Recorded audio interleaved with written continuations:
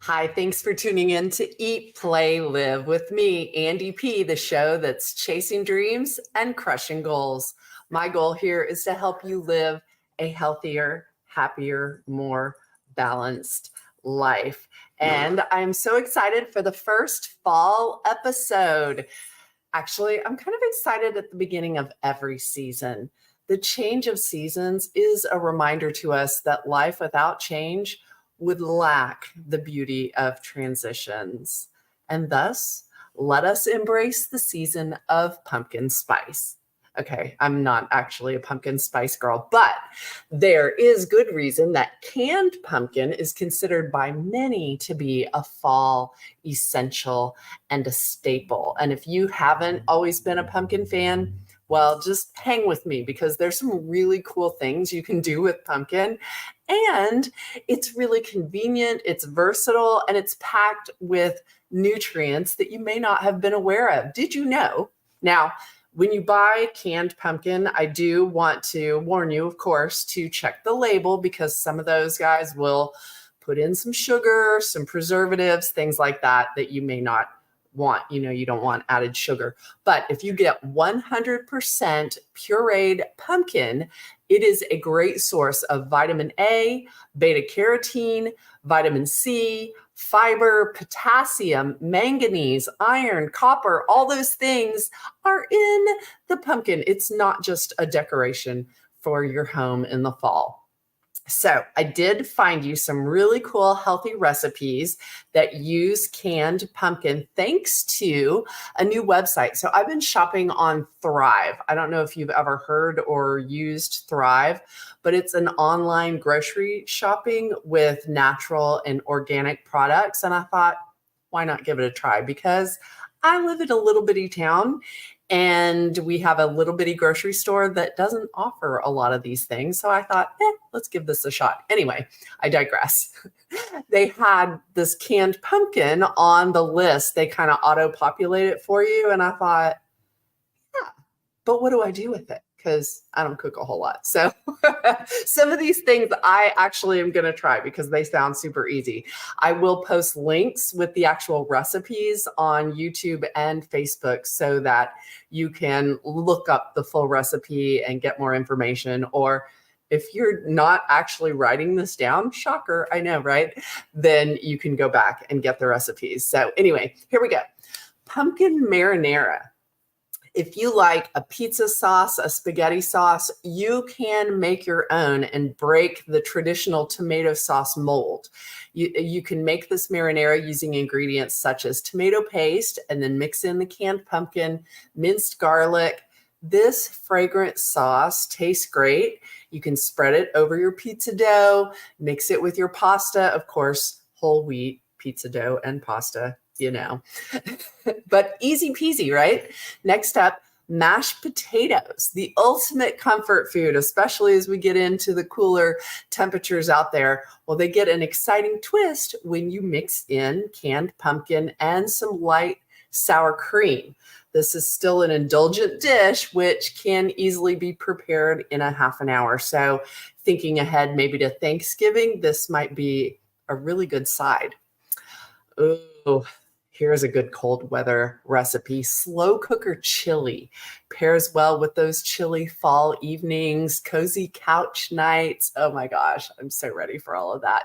Try one with a combination of canned pumpkin, garbanzo beans, fire roasted diced tomatoes, and chopped red sweet pepper.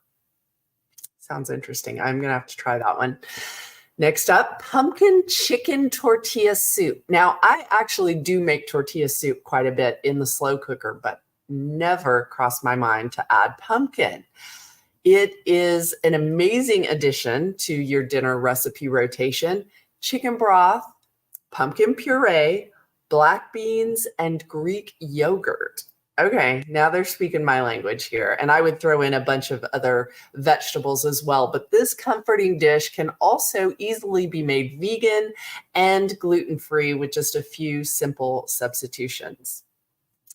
Now, if you're in more of a salad kind of a mood, well, lots of fall vegetables are good for putting in your salads. Kale, beets, these are no strangers to salads. Not mine if it's kale. You know I don't like kale. But I'm going to put it out there because it's good for you. So, but why not roast some pumpkin and throw that onto your bed of greens, kale or not. But I'd go with spinach personally, but with a bit of crumbled feta, a little oil and vinegar dressing. That sounds like a good salad. Then let's see. Oh my gosh, this is an amazing one. The sweethearts of fall produce, pumpkin and apple. What an interesting combination. But did you know you can team those up for a smoky chipotle soup? That sounds really fascinating. Using prepared pumpkin puree, that's a lot of peas right there, coconut milk, chipotle powder, and paprika. You could actually get even extra bougie and serve it in like an acorn squash hollowed out bowl. Make your soup bowl out of this hollowed out acorn squash. I saw a picture of it. Again, I am going to post these so you can see it for yourself.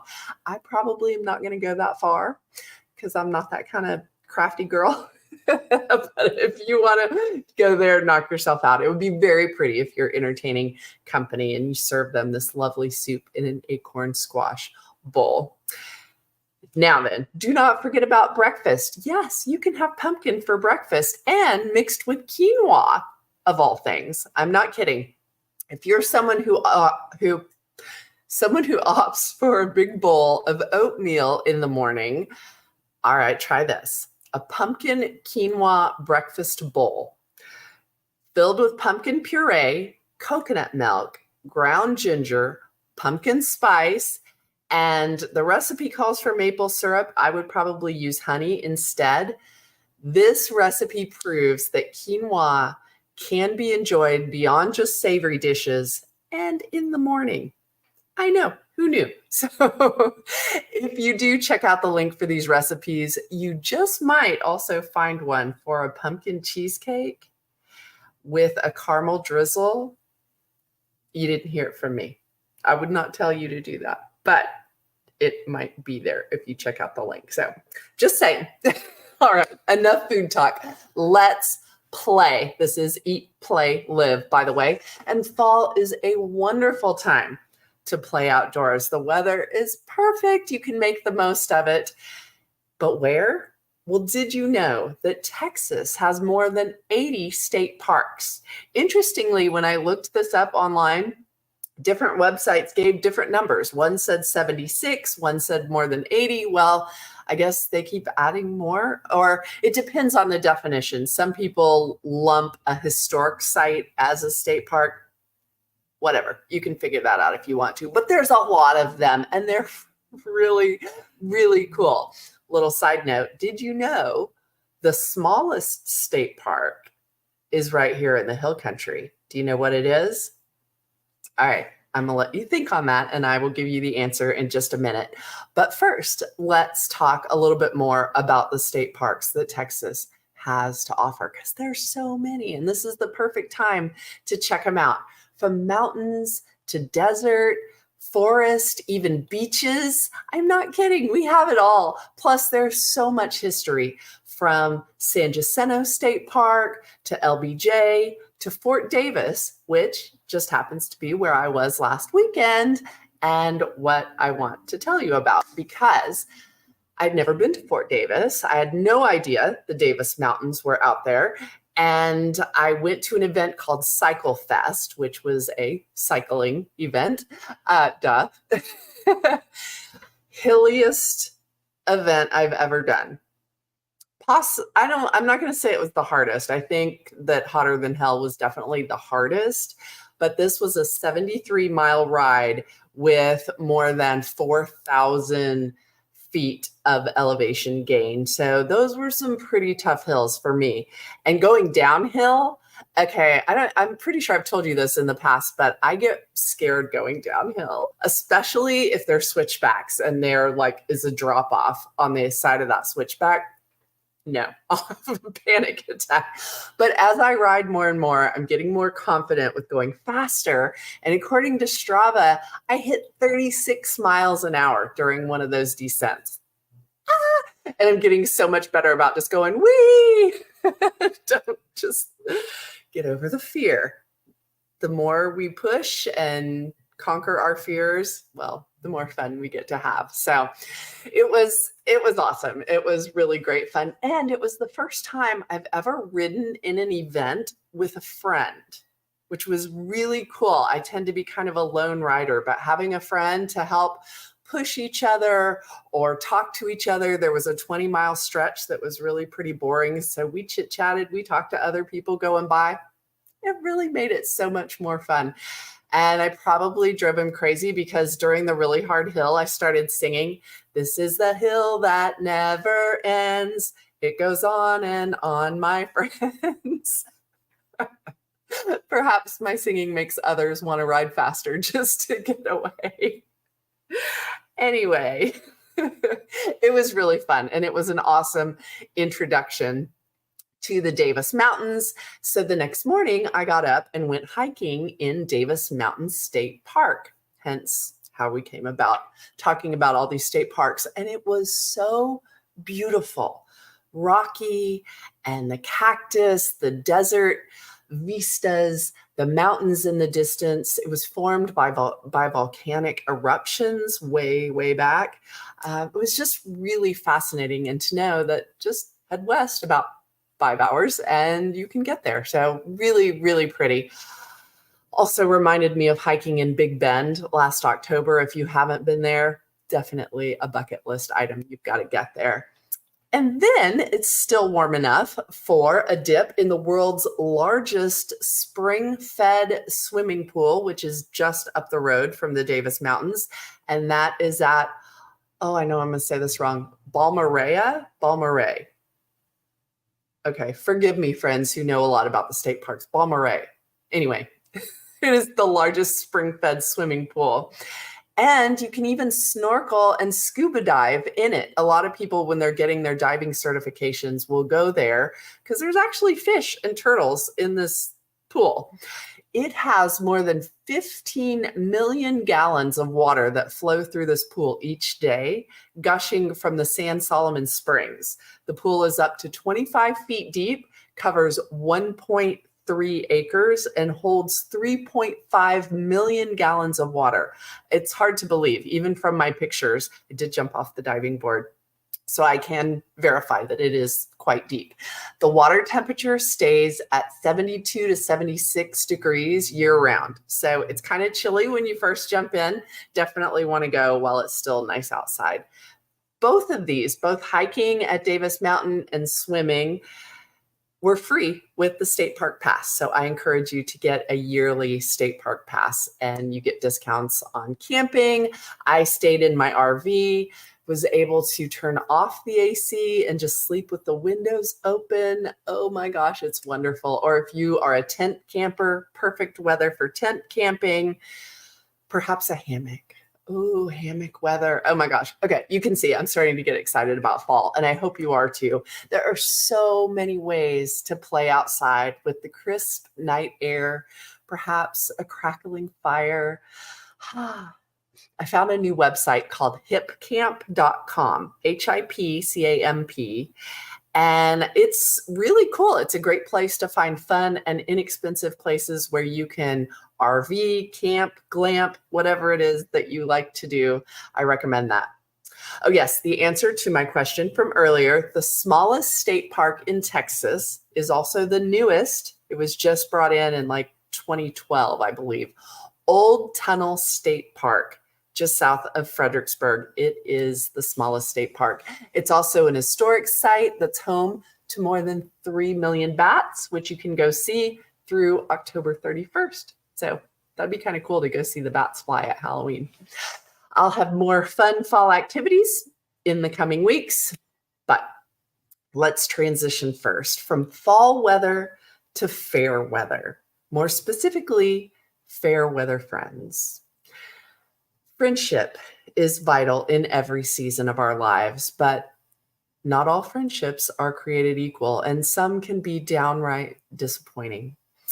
I'm going to talk about 3 types of friendships that fall into that category of disappointing.